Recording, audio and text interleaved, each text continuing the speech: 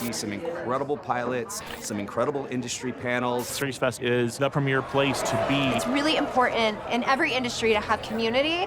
This is where it begins here at SeriesFest. I think Hollywood is changing, but not fast enough. We need the gatekeepers to open the door, and SeriesFest, they're blasting the doors open. All eyes focused on the Mile High City this weekend, an ambitious and exciting new festival called SeriesFest. An international television pilot festival. Uniting artists, television executives, and producers to find the next big hit.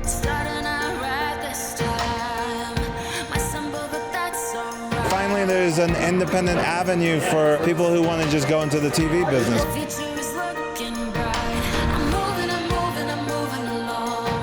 I'm Gemma Chan. It's such a great idea to have a festival dedicated to TV like this.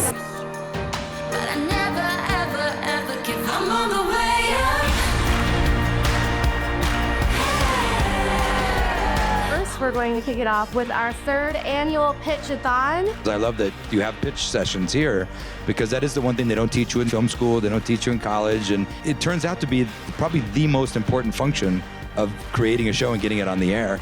One of the reasons why we're here is to remind the filmmakers that are here that they have an impact, that they make a difference. I'm going to learn probably more than anybody else. So it's great to be here at SeriesFest. SeriesFest, what up? Thank you so much. It says Steve Carell on it, but we can build a marketplace here, a place like SeriesFest, the way that Sundance did in the early 90s with independent film. I'm excited to be here as an artist performing tonight at the kickoff of SeriesFest. I'm on the way up. I'm on the way up. This is the best audience to come out to in the entire world. Let's bring out the stars behind the stars of today. The amazing two gentlemen behind St. Denis Medical, Eric Ledgin and Justin Spitzer.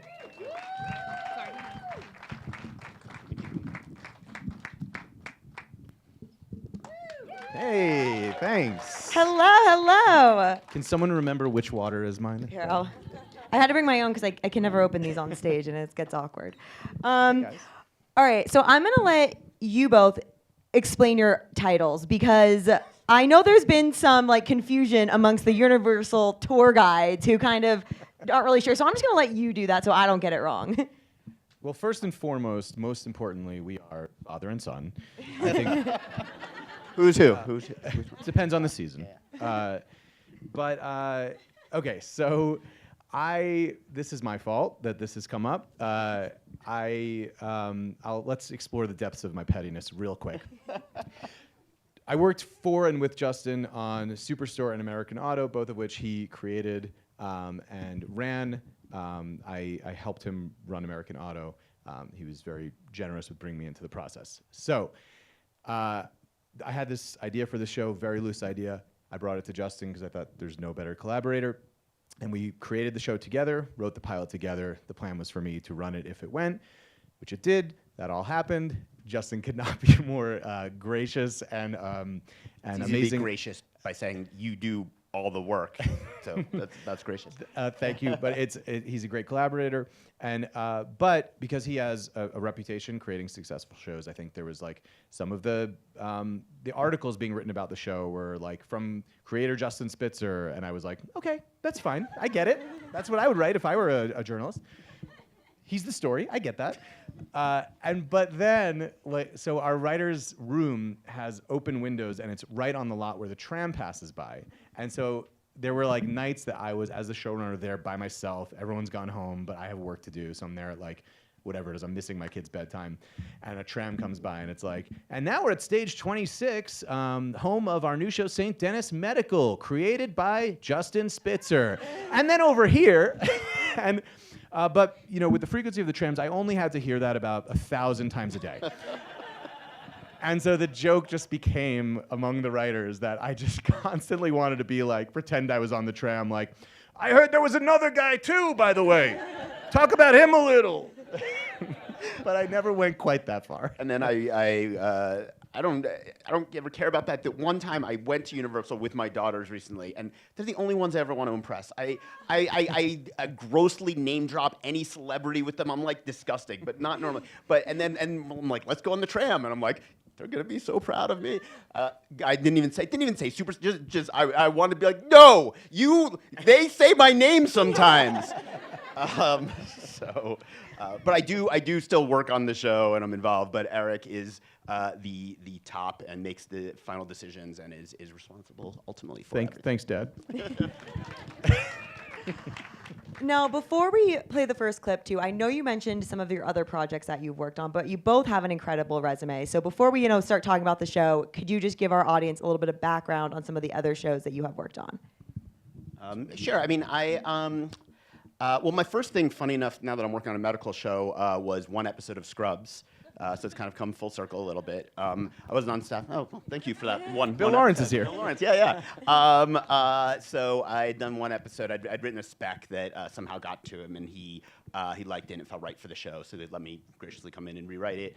And that was my first credit. And then I worked on a few shows that were like one and done, the shows were good. One was called Committed, one was called Courting Alex. But then I was lucky enough to get on The Office, which season 3 for them. And that was I just rode that up through the ranks. So I was there for like 6.5 years, learned everything I could learn about writing from Greg, and then I worked on, I started developing stuff. I worked on Mulaney for one season, and then created Superstore, and from there American Auto, and now St. Denis. I did several things no one's ever heard of, and then I got my first job on Late Night with Jimmy Fallon, and I was in Late Night for a few years, the Pete Holmes show after that. And then I made a pilot for IFC that I shot in Sweden about 2 people who go to Sweden and decide to never go home. But it didn't go anywhere, and then I started staffing, and I've since then been somewhat of like a journeyman, I guess you'd call it. Like I've gone onto a bunch of different shows. I did Always Sunny in Philadelphia for a couple of years. I was on Superstore for the first 3 years. That's how I met Justin. I did a show called Selfie. I did a mockumentary called The Comedians with Billy Crystal and Josh Gad. I did Rutherford Falls for Peacock, American Auto. I'm probably missing a couple because I am an older gentleman who has lived a life. I also, by the way, did the Nick Lachey and Jessica Simpson Variety Hour. I don't like to mention it because I get mobbed by fans. Oh my gosh, we're no longer talking about this show. It's a skirt. All right, well, I think it's time to get into all of this. Let's roll our first clip.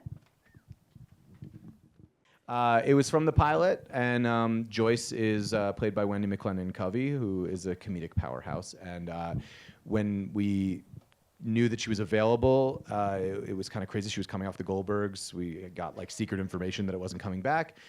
We did what we could to try to lock her down immediately.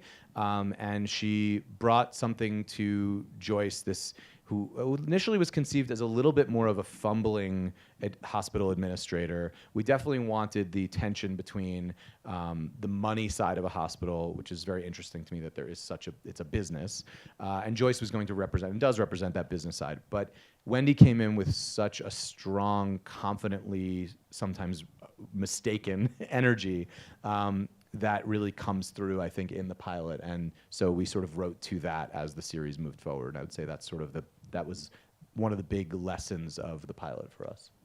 Yeah, I think it's sort of, I think I might be jumping the gun. I think we might, but anyway, sometimes we'll talk about, does a character change, once you find the actor, and they do sometimes, but really I find more and more what happens is it's just they gain dimension in ways that you can't think. So it's not like we thought she was a totally different person, but she brings this specificity to it. Because like when you're writing it, you're like, are they dumb or are they smart? And it's like people aren't just like left or right. It's like, well, she's really smart in certain things, but maybe her social EQ is a little less in this. And it's like all the little knobs they find, and that's what the really good actors bring into it, is that thing you couldn't even quite describe. And yeah, with her, I mean, I was shocked when she agreed to do it. I mean, she'd been on Goldberg's for 10 years. I'm like, that lady's gonna need a break. Like, why are we even, okay, let's take a flyer.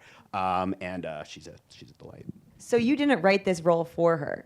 because she seems perfect. No, like I'm yeah. like I'm shocked. I know there were none of the roles were really written for the person. I mean, the closest thing would be Kaliko, who plays Val, but even that was originally conceived as a sort of different character than what she brought to it. So, you know, you write sometimes with prototypes in mind. I find that much easier to do because, like, I can, you know, think about what Ray Romano's voice might be and how he might speak in a role, and I can write to that. It doesn't mean that I'm writing it for Ray Romano. It just means that, like, if he is in the sort of soup of what this character wants to be, it's an easier thing for me to think about. Or if I have someone from my own life, it's similar, where you're writing to someone you know instead of just this, like, sort of obtuse idea of who someone might be.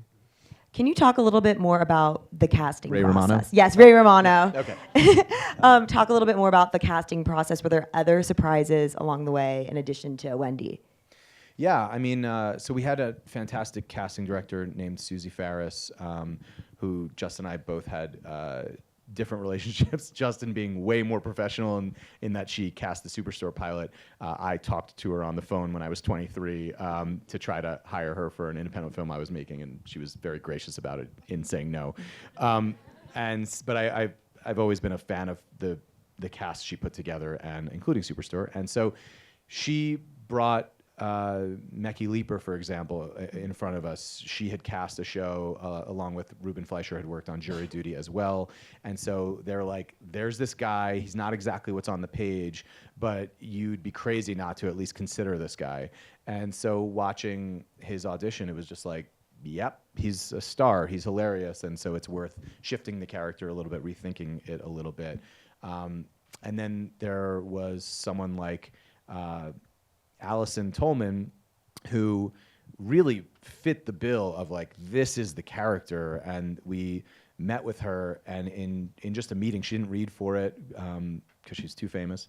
But even after the meeting, like, we talked to each other afterwards, and both almost simultaneously were like, that's her, that's Alex, it's done. And with her, I think very early on, Grace Wu, the head of casting at NBC, had, like, thrown that name out. And I've loved Allison. I was so excited when she just mentioned her. And she was not a prototype at all, but we were very excited about her. Yeah, and there were other roles that were harder to cast. I think Serena was a lot harder to find. Bruce, I was being, I mean, I think we both were, but I think I was being almost maniacally picky about it being, like, exactly the right person. And then Josh's audition was just so funny, so laugh out loud funny and insane. And it was just so clear that he was the guy. And so it was arduous. It was watching hundreds of tapes. The casting director and her people watched thousands of tapes. It was also a slow time in the industry even then. So that made everything harder, but also more of an opportunity. And so I feel like we made lemonade out of the lemons of that time and got this incredible cast. Casting, it's nice if you can have, like, one or two or even three, like, names or people are familiar with, and it gets people in, and then really finding those gems, and that's what a really good casting director is doing, is they know everybody, and those people that are just, like, right on the verge of cracking, and then you want to swoop in and grab them first. And I think in terms of, like, last thing I'll say was just a bit, because we haven't brought up David Alan Grier, and one of the considerations for this show, because it's a mockumentary, is wanting it to feel real. I mean, it's going to feel weird if someone comes in and is doing, like, a big performance-y bit, like, that you would do in a multicam, let's say. And David Alan Grier was such a get because he's not only one of the funniest people in the world, but he has so much gravitas. He's, like, such a gifted actor. I think he has a Tony Award. He's like a ridiculous actor, and it's like to see him do the acting part of it is also just feels like an honor when you're on set with him. So it's like a little bit of many different pieces as you're trying to put together the cast. Now, you guys are obviously, amazing. You're hilarious in your own right, but these people are also hilarious. Like, was there any improvisation that was happening, or were you guys kind of like stick to the script? There's definitely some improv, and it's like when it hits hard. Wendy has a scene in the pilot where she's, like, cheering on the troops and trying to motivate them, and she does this cartwheel that's crazy because she's in these long heels. Long? Is that what you use? How do you refer to heels? High? She's in these high heels. Well, yeah, high heels, but long high heels. She's in very elevated heels. That's how normal people say it, I think. And she did this cartwheel, and everyone in the room was like, ah! And I think what they were thinking is, Wendy, the human being, don't do this. But it just worked in the moment. Meki Leaper adds a lot of just like lines at ends of scenes that end up being annoyingly funnier than what we wrote. But I am definitely like a stickler for getting what's on the page in a way that we're all happy with before we start playing around too much. And there's improv and improv. There's like whole other bits which they do sometimes and are great. You're not. I would say you're not a stickler about like word for word. I mean, like people can put it in their own words a little, and like I think multicam sometimes it's very important to stick word for word because there's a rhythm to it, And here there are certain jokes that have to be like that, but generally speaking, it's as long as you can sell what's funny about it, make it natural. It is such a large ensemble cast, and everyone's amazing. How do you make sure like everyone has their moment? Is that hard to juggle? Well, this is sort of the nice thing about network TV and getting a bigger order. It's not just nice for us to be able to really explore things and for the audience to get to know the characters. When we had 18 episodes in the first season, it allows us to, it's okay if there are episodes where, Joyce or Ron or Alex, even though they're sort of central characters, you can have a couple episodes where they have like a small funny story and someone like Serena or Matt gets to like take the lead in that one, and we get to know them a little bit better. And so I think we luckily are in a lane in terms of network comedy that we can really play around. And 21 and a half minutes or whatever, I think that's our running time. Like, you just can't always give 7 characters each their own real thing. So you do have to trade off. And you hear stories of actors, going through and counting their lines versus others, and we're very lucky. Our actors are all understanding and generous, and everybody knows it's like, this week you have less, and next week you have more. Cool. Well, on that note, let's roll the next clip and check out some more characters. Questions? On that note, what went down in the writer's room? Like, what? Yeah. Can you, tell us, Well, please. So this was one of, halfway through the season, we got a very generous and also infuriating request for 5 more episodes to add to the season. Infuriating only because I was at my physical and mental and emotional limit. But very generous, and we were psyched about it, mostly. And so one of the ideas that we had was there was a vague idea for like what's called an inciting incident, which is, I'm sure a lot of people know that term, but it's that Joyce is going to broadcast for the people this like mammogram cam and show that like how easy it is to get a mammogram, and she's actually going to find something and spin out because of that. And it's all going to be okay, but it's going to be a fun episode of somebody like spinning out when they're trying to show women how fun it is and good to do this. And in doing that, in the room, some pitch came up for them being in like funny outfits during this. Like there's a theme to it. They're really making it initiative of the hospital. Someone, probably Justin, pitched ladybugs. We don't know, but I know it wasn't me.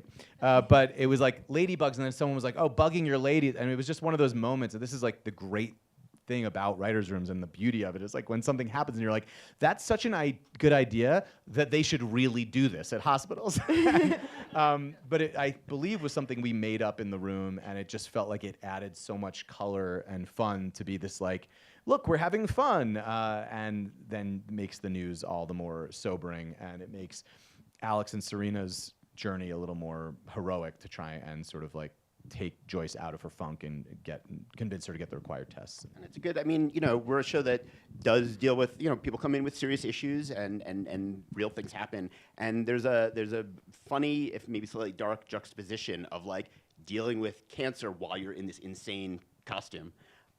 So that felt like weirdly a good clip to show. Hey, it worked out.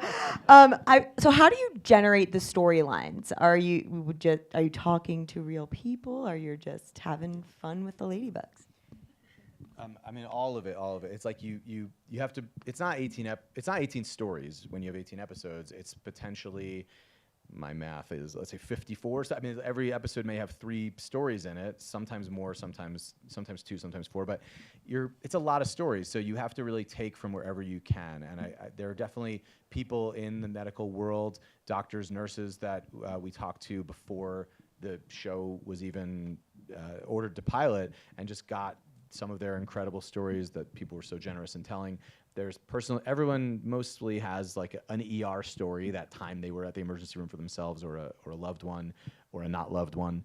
And so you take as many of those stories as you can from your personal life, from the writers, but there's also just the news. My whole Google News algorithm now is like stories about nurses, stories about Oregon, and everything where those meet, because I'm constantly looking for that stuff. And you get ideas from that. There was I was just talking about this earlier, but there was a story where someone in Oregon was in the hospital because they had bubonic plague, which they got when their cat scratched them. But we can heal bubonic plague now. It's actually quite easy.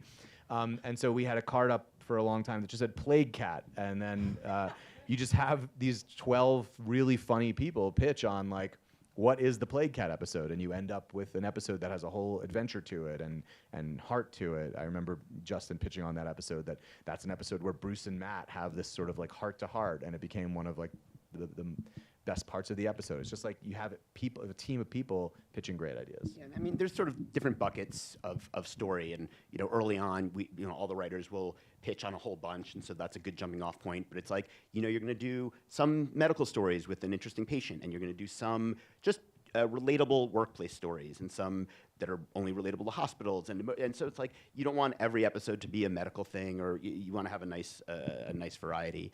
And when we do medical stories, occasionally we'll do like bubonic plague cat or these sort of like more specific things. But I mean, like, we're not House, like, and I loved House, but like that was like that crazy medical thing that never happens, and putting the pieces together, or like who's that like New York Times author who writes those amazing books about those insane New York. Doesn't matter. We're not here to talk about other writers. Yeah. No, but I mean, like, by and large, our medical things are relatable ER things. It's the comedy comes from how they handle it, and the people and the conflicts, and it not coming up with insane stuff.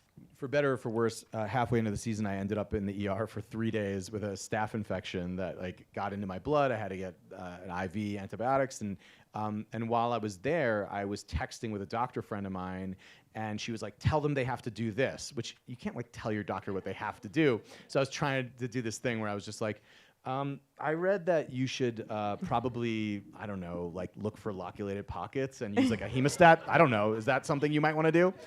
And so you come in and you tell that story in the room, and people are like, "Oh, the funny part of that story is that you're an annoying asshole."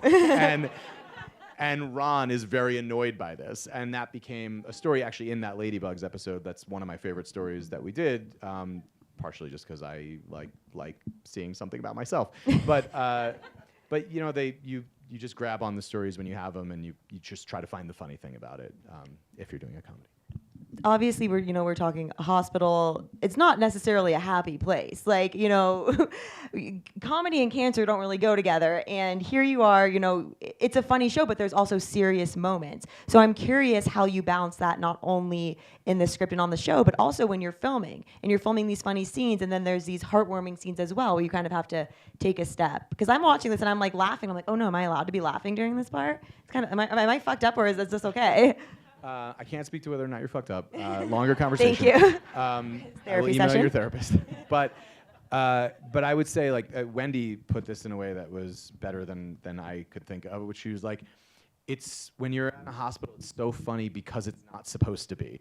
And so when something's funny, it feels like you shouldn't be laughing, and that elevates it. And I think, like, my experiences of being in hospitals, a lot of them have been extraordinarily funny, whether it was because we were latching on to dark humor in order to cope with the situation we were in, or because it was just like the late shift at a rural hospital and they just fuck around, because that's sort of the nature of it. And that was sort of why it was important to set it not in like the center of a very busy urban area where there's tons of gunshots and stuff. I think it's easier for it to be funny in a more laid-back place like this. But I would argue that there's plenty of stuff that's funny happening. Ask any nurse if they joke around with their coworkers. Most of them will say, you have no idea.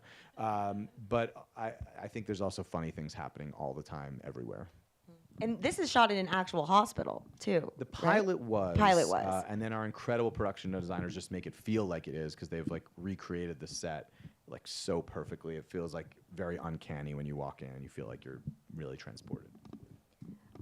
I feel like you kind of answered this question already, but in a way, like and you worked on a lot of like workplace shows, and so to have like one location, one place, to have all these stories, like how are you continuously coming up with stories? Are you just getting hurt and going to the R more and more and coming up with stories? Like how are you coming up with more stories when it's just like set at one location? I don't know. I mean, it doesn't really change. We can go out if we want to locations. I mean, it's not. I like it. Like I like those restrictions. It's about what happens there, and it's really more of a challenge is like how do you come up with stories about the same group of people and how they relate to each other? They could be going to a different place all the time. That's less important. I would say the mockumentary conceit, which I think in general I like a lot and makes it easier. For multiple, it's easier to set up exposition, and there's a lot I love about it. But it's hard because, how do you shoot things where the cameras wouldn't be there? How do you shoot a private moment? So that's a challenge there. But I've never found it particularly restricting to be in one place. I would say that just from Justin specifically and working on Superstore,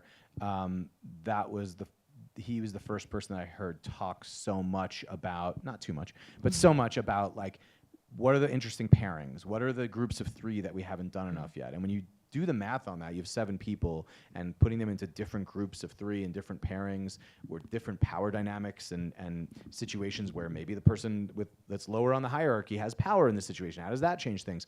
There's just such an endless array of stories to be told when you break things down that way. I'm also curious, going back to the mockumentary style and coming, from The Office, which is like OG mockumentary, like applying what you've learned from these past projects to here. Like there's also been workplace shows like It's Always Sunny, where it's technically like, it's about them in their bar and their workplace. But what were you able to apply from those projects? Do you think it's easier for it to be mockumentary style, or is it just depends? I personally find it easier. I like it. And there's just, it's great because, you get extra comedy. There's always from the awareness that they're being watched. So something crazy happening, whether it's Jim Halpert or one of our characters, looks to camera, that is kind of it's like the equivalent of a laugh track. It's great for, it shoots quick, because mistakes are part of it. If you got a boom guy in a shot, well, it was their boom guy, It's great for setting up the exposition of a scene, You need to know what's going to happen. A character can just tell the camera, this is what's happening. You don't have to do the thing where it's like 2 characters are going to talk about something happening, and they both already know what's happening, but they have to say it so the audience can get on board. So I like a lot about it. But like I said, we have a scene in another episode where Alex and her husband have like a quickie in like a room. And it's like, they would not do that if the cameras are there. So, in The Office, we do these spy shots a lot where it's like the camera is checking out a bit, but is the camera really going to like be trying to check out 2 people having sex? So, those are the times it can be a challenge, but it's a fun way to kind of try to solve it. We have a scene where the camera is shooting a closed blinds room, and you're just hearing whispering, and it was sort of felt like at the time, like, is this gonna suck? Like, is this gonna just be weird? But I love it in the context of that episode. It feels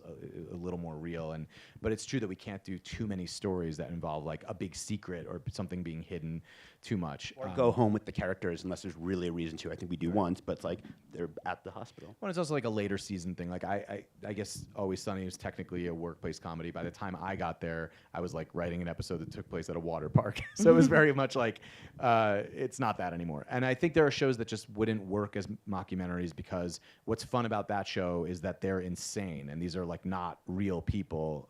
They're kind of like living cartoons in a way, or halfway between human and cartoon. And mockumentaries, you do have to watch out all the time to make sure that you are being grounded. And it is true that in real life there are people who do crazy shit, but like you want to keep it feeling as real as possible. And I do just love the mockumentary format. I enjoy it. There's something about like, because it feels more real, it's like you have to reach to a less crazy place for story, because it feels like, oh, this is something that actually happened, so it's a little weird and not like we made it up, even though we did make it up. And then there's also, I think, in a way that most people probably don't even notice, but like when you've worked on different mockumentaries, like you make certain choices to make them feel different. So for us, like we'll occasionally hear the mockumentarian asking a question, not often, but like just every now and then, like these, on The Office, we didn't do that. I mean, season 9, we brought in like the boom guy, but generally speaking, that just wasn't a device we used. So there's all these little things you decide along the way. I feel like this show also does a good job, like, with these episodes, the ladybugs and stuff, I'm like, oh, dang, like I need to go get checked. Like I need to book a physical. It's been forever since I've seen a doctor. Like, I'm taking lessons away. Was that part of it? Like, are you hoping to inspire people to go to the doctor, or is this just working out where I'm like inspired and I will seeing say the doctor? that was not the initial goal in any way, but as we were getting into these episodes, the Ladybugs one in particular, I had someone very close to me that passed away from breast cancer, and it's like you're doing this thing and you're going like, oh, we're getting this message out in a way that I wouldn't do it if it wasn't funny. I only wanted to do it primarily because it was funny, but I hope that we're doing more good than harm with the show. I think we make a specific effort. You don't want to watch a show where they're like making fun of sick people or making fun of the people who help the sick people. So we're really trying to create joy with the show primarily, I would say, is the main goal. And secondary to that, if there are episodes that help inadvertently educate people in any way about their health, then that's wonderful. We don't have that in mind, but I think we would not do something that sent the wrong message. You know, we wouldn't do a story of like, you got vaccinated and you got crazy disease because of it, or you know, whatever it is. Like, I do think that is our responsibility, is not to spread misinformation, at least. Like the moral of that story, there wasn't an intended moral, but it wasn't don't get your breast checked because you might have something. It was people don't do it because they're afraid, but you gotta follow your body and find out what's going on so that you can, you know, heal yourself, or at least have all the knowledge you need to decide what you want to do. And that's ultimately, like, Joyce follows the advice that she was trying to give people at the beginning of the episode, and has these people who were there for her to help her do that, which I think that's a good message. Speaking of, you know, having people that are there for her, it's so fun to watch the characters interact. Like, did you give them time where you all need to bond together? Like, we're gonna send you to camp, or like, how was it on? Were they bonding on set, or was there like designated time? How does that work in terms of like a showrunner's? Yeah, it's funny because Justin was saying this thing that he was on set and he was like, oh, I didn't realize on the first day that like Allison and Kai, who plays Serena, knew each other because of the way they were interacting, right? And it was like, no, they've never met. We got lucky there, honestly. And I think to a certain degree there's three parts of it. To a certain degree you get lucky. To a certain degree, there's really no wrong chemistry, because you can write funny stuff to bad chemistry, or to hostile chemistry, or to goofy chemistry, or whatever. So it's just being able to adjust. But I think the part that we are responsible for, I would say that we at least tried our hardest to not cast or hire anyone that seemed like toxic or like a jerk. And so you get enough pleasant, nice, kind-hearted people together, a lot of them are going to get along, I think. All right, and on that note, let's roll the next clip. Tell me the mechanics of filming that scene. I would honestly love to. Please. One, because I am trying to normalize middle-aged men dancing. I think it's important. I think we would do a lot less bad things. We're ready to see the moves now. We're ready. I also, I had a thought of doing this very early on in the process, like almost before writing any other parts of season one. And I pitched the basic thing to Justin. The nice thing about Justin is like, he doesn't light up often, but he had like a very positive reaction to starting an episode with this like annoyingly dancing surgeon, because this is like a real thing where surgeons choose their music, and there's occasionally people who get too obsessive about it or too controlling or whatever. And it seemed very Bruce to do it. So that said, I got to set because you go on set when a scene's important to you, as this was. And I think we had a choreographer doing some stuff with Josh, but it wasn't quite what I was looking for. And this is my first lesson that as a showrunner, you have to like truly sometimes do a little bit of everything. So I had to show him the dance moves that I was really looking for, and I was like, "You want to like hit the note and do this, and then drop when it says drop." And I didn't realize an AD was filming me, and then like sent the video around. We need this. But it was a good sort of like trial by fire for me, because it was our first episode back after the pilot, to be like, sometimes you're dancing for your actor to show them exactly what you're looking for, and he just ran away with it and made it so funny. I love the camera work in all of these scenes. This one is great too. But is that like when you're doing the camera zooms and the different things? I'm not a cameraman, so I don't know the right word. I'm just here to moderate. Is that something you find on set, or do you do that in post? Or are you like, this is going to be a great zoom in you awkward. have to, it's a combination of like, you have to make sure that you are capturing everything the way, and sometimes that means going to the director or even the director and the DP and being like, and sometimes I don't have the language. I think you're better at sometimes just coming up with more even blocking stuff and describing exactly the way you want it. With cameras, I sort of like cheat my way through the conversation. Where I'm like, I want it to be like a turning thing where you're coming. He's like, orbiting, right. And then I want it to sort of like go up, like whip up. Yep, yeah. So you sort of have to, bullshit your way through sometimes to get what you want. I mean, I think you pick a few moments, but you can't. We certainly don't micromanage, and we don't need to. I mean, the directors will have opinions. Our DP, this guy Jay Hunter, he was our DP on Superstore, American Auto, and this.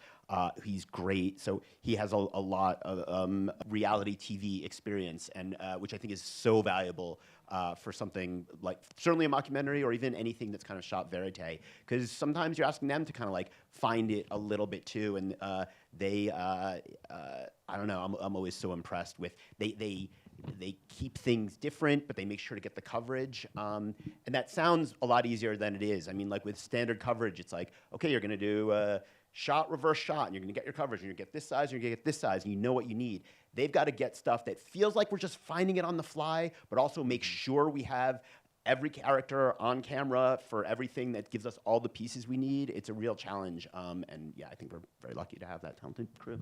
Yeah, I inherited from Superstore and American Auto like probably 80 to 90% of the same crew, and it frankly makes the job doable because it's almost always exactly what you're looking for. So these little tweaks here and there are to get sort of maybe something you have in your head, but the default has to be everyone's firing on all cylinders and pretty much nailing it all the time. Oh, and I think it's also worth adding, we tend to, for every scene when possible, do two passes or two versions. So it's like one where, like the camera always has life. It's always handheld, but is a little more back. It's a little closer to standard coverage. And then we'll do a second one where the camera's just right in there and they're whipping across, and it feels like the camera is part of the scene.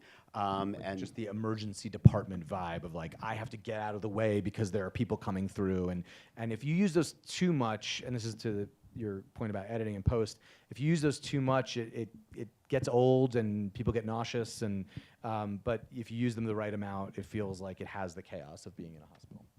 It's so fun going behind the scenes with these doctors and seeing all of this. What reactions have you gotten from real doctors? Are they like, I do those dance moves too? Or like, what soundtrack, what playlist was that? It's great when nurses, I sometimes will unhealthily go on like the Reddit boards or whatever to see what people are saying about the show. But I love when someone's like, this isn't how it is. Like, a nurse wouldn't do that in the ER or the ED. And then someone else will come in and be like, ever been to a small town hospital? Because that's exactly how it is where I work. And that's not me writing that. That's actual people. He's in there under a secret username. Yeah. Real nurse 02. NBC. But that feels great. Whenever nurses are like, this feels legit, that just feels really good. And then there are a lot of people that are like, oh, Bruce has like ortho energy. Like he's one of those guys. Ortho energy. We have medical consultants that also help with the veracity. Right. Both we can ask questions in the writing, and then they're on stage to make sure that it doesn't look crazy. Did you watch, like there was a lot of new medical shows that came out this year. It's very weird. Really I don't know weird, why like that's Doc, all like The parallel Pit, thinking. So many. This is my favorite one. Like, I can't do the other doctor ones. I can't do. But did you watch other medical shows or like? I know you mentioned you worked on Scrubs, and you mentioned another show earlier. But did you watch these other medical shows? And the new ones, or I mean the new ones, or getting inspiration. Were you like watching Grey's Anatomy to get ideas? Not at all in the like conception of this. I also used to watch House and loved House, but that's a very, very different, specific kind of show. It wasn't that, and the funny thing is we had so many delays with this. We actually should have been on like a full year or more earlier than we were, which I feel like then we really would have been like, we started it.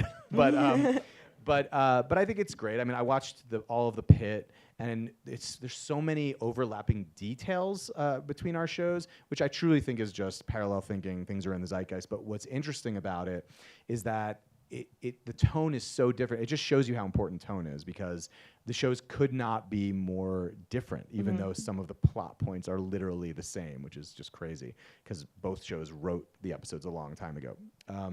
Unless there's a mole, which I suspect there might be. But no, I hadn't watched a lot before. I think I watch more now because I want to like see what's out there and what other people are doing.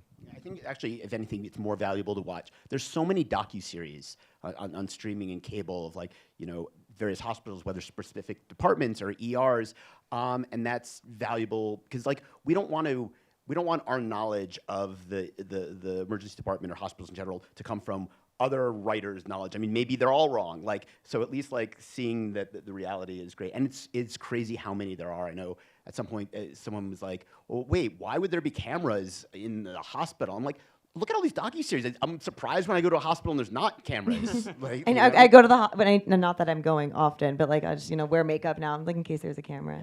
It's like, oh hi, just strolling around. What can you tease us about next season? I think like the number one thing for me is like I felt like by the end of season 1 we were like in our groove. Like we know what the show is. We know so much more about these characters, and my number one goal was like I don't want to change the show too much. I want to lean into the sort of like flow and rhythm that we're in right now. That said, we did end with the finale, which had a couple of cliffhangers that we will certainly answer in the first episode back of the new season. And I think that they help, just like this season had a light thrust for a couple of our characters, so will season 2. But a lot more fun, I think. Now, so much of our audience are people who are looking to get their pilots off the ground, who are looking to sell their pilots, who are looking to get into television. What advice do you both have for them?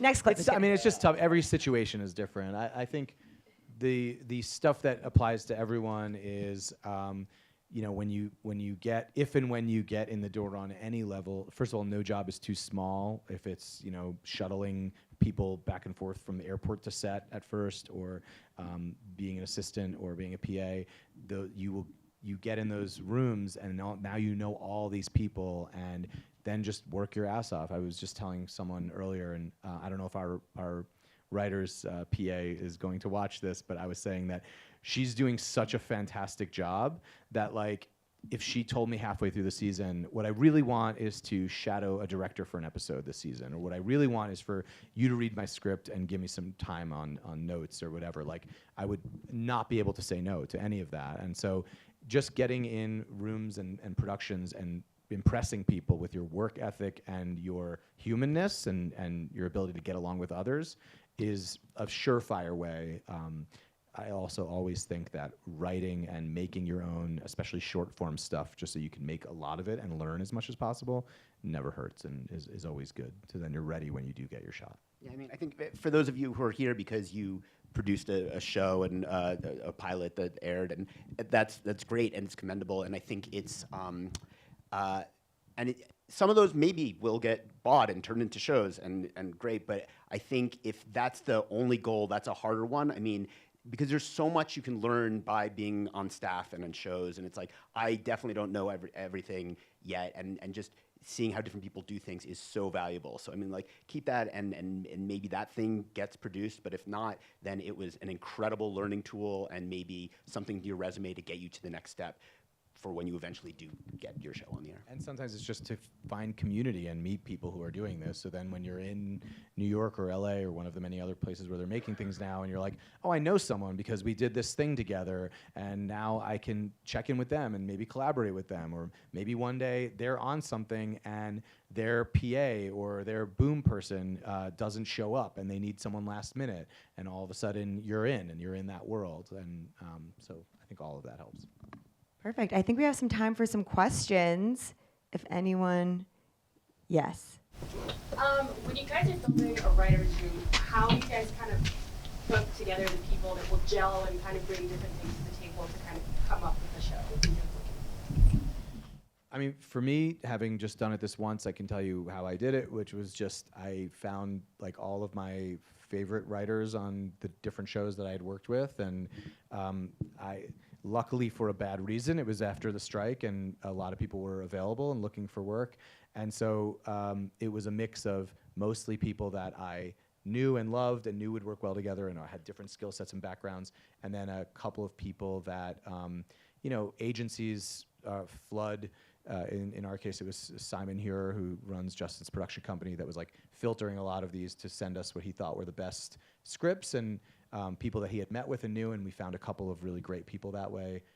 So just a combination for me of those things. But you've Yeah, no, I mean, people have this. Some people think like a writer's room, like you need a story guy, and you need a, it's as if you're like a crime ring. It's like, we need a getaway driver, and we need the, and it's not, and even at the beginning of staffing, you'll get these emails from agents being like, so what are you looking for? And so he's like, I don't know, I'm looking for some really good writers, and if they're people that have some life experience relevant to the show, that's a huge bonus. So people who had gone to medical school or have a spouse or a sibling or whatever, like that's great. But other than that, it's hard to say. The big thing, though, and Eric did such a good job, is like people that are gonna get along with each other and be supportive of each other, and are also talented. But like, you spend a lot of time with these people. You need to feel comfortable with these people. One person who's like shitting on everything and making things weird just ruins the experience. And I would say this room is the warmest, most supportive. It's incredible, and I think that does make its way onto screen. And I also will say that there is another path. I don't think when you get a job as a writer's assistant or something, you're automatically on this path to get a job. Sometimes people think that. It doesn't really work that way in my experience or opinion. But we have a writer who's a new staff writer this season who started out, I want to say, as like, before she was your assistant, she was like a PA on... She came up through the NBC Page program. Okay, through the Page program. And then she was Justin's assistant, and then she was the writer's assistant on American Auto. And anytime that it was time for writers to like pitch on their own, she would always pitch. She started getting stuff on the show and got better every year. And then she was the script coordinator, which is sort of one step up on the first season of St. Denis. And now she's a staff writer, and she just kept hustling and doing the work. She was nailing the job as script coordinator, which is important thing number one, but then also taking her time at home to like pitch great ideas. And now she's a writer for the show. So between Superstore, American Auto, and St. Denis, you guys have these really like rich, unique characters in like the place of employment. How are you coming up with these characters, and when do you feel like the staffing is rounded out? When do you know that? Well, I mean, in terms of regulars, you only have the ability financially to have 5 to 7 people there. So. So you start off, with prototypes and very two-dimensional, and then they gain dimension as you write it, and then when you cast them, they gain even more. And then, once you're on the air, you start bringing in guest stars, and Superstore, our group of people that we got to know just kept growing and growing and growing. We discovered Sandra earlier on, but other people that became really part of the core show, didn't start till later. So, I don't know, you're constantly finding it, and there's never a moment when you're like, got it, I have all the exact pieces I need. Yeah. Sorry. No, I didn't see your mic that you can add. Sometimes it's like very similar, but I can only speak to St. Denis, is that it was like the character of Alex was inspired by a real nurse that I met whose name was Alex, and had some of those characteristics. And I was like, that's not only interesting for her as a person, I do think that would make a good sort of way into this show. And then there were other characters, like Bruce is like cocky doctor, and you're like, okay, well, cocky doctor, but what's beyond that? And in us talking about it, we kind of found what was beyond that, and then Josh brought additional things to it. So yeah, it's sort of a combination of like, you can grab them from sort of anywhere. Yeah, next. Yeah.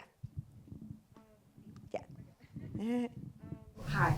So when you're shadowing on a show, any show, but on a show like this, your job is to learn and to basically just stay out of the way and stay in the shadows. So I'm curious, with the goal of ultimately directing an episode of television, ideally the one you're shadowing on, how can you stand out in that position? You stand out. You're right. I don't think you should probably. You should. Being friendly with people, and it's great. I don't know. I witnessed, unfortunately, it was very awkward, someone who was shadowing once really annoying the showrunner, and it like wasn't really self-aware to see that the showrunner was like not feeling their vibe. And I don't blame, it was a chemistry thing probably, but so I think number one is like, don't do that. Don't stand out in the wrong way. But otherwise, my guess would be, as someone who has never shadowed a director, my guess would be that the best thing to do would be show up on time, stay out of everyone's way, get along with people when you can. It's not like you can't talk to anyone in the in-between. People are chatting. Ask smart questions of the director when they seem open to it, or to the showrunner when they seem open to it. I think that's probably the best you can do. I mean, I've never really looked at the shadowers, people who shadow, as like a way in. I kind of, it felt more like a learning opportunity, like they're there to learn, and I guess it can turn into something, but that's not what I would say the path is. The other very funny thing is, I always viewed the term shadow as you're like the shadow of the director, not that they're like, you're off in the shadows somewhere. It had a Batman vibe when you were saying that. You're like, I'm lurking, unbeknownst to the crew. They know about you. They know you're there. It's okay to be in the light. Okay, I see, I think a hand right, yeah. Hi. Staff, like writing rooms, are so endangered right now. I'm wondering if you guys got up against barriers, or if the studio is like fewer staff writers, or you write it all on your own. What was that like? 100% blessed, lucky, have not encountered that at all. I know that's not the average experience, so I'm not trying to say that everything you're hearing is wrong. We are very lucky on this show. The network and the studio have been so supportive from day one. They are treating it with all the love that they've treated the sitcoms that they've done in the past, and we're benefiting hugely from that, and I think that's part of the reason that the making it has been a good experience. Another, oh, yes.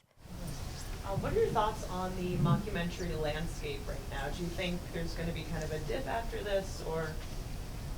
Yeah, I mean, I think about it a lot because, I think sometimes we can say, well, mockumentary, that's just a way of telling the show. You can tell any story, mockumentary or not. I do think any mockumentary has one theme that they all share, which is like how we act when we know we're being perceived versus not.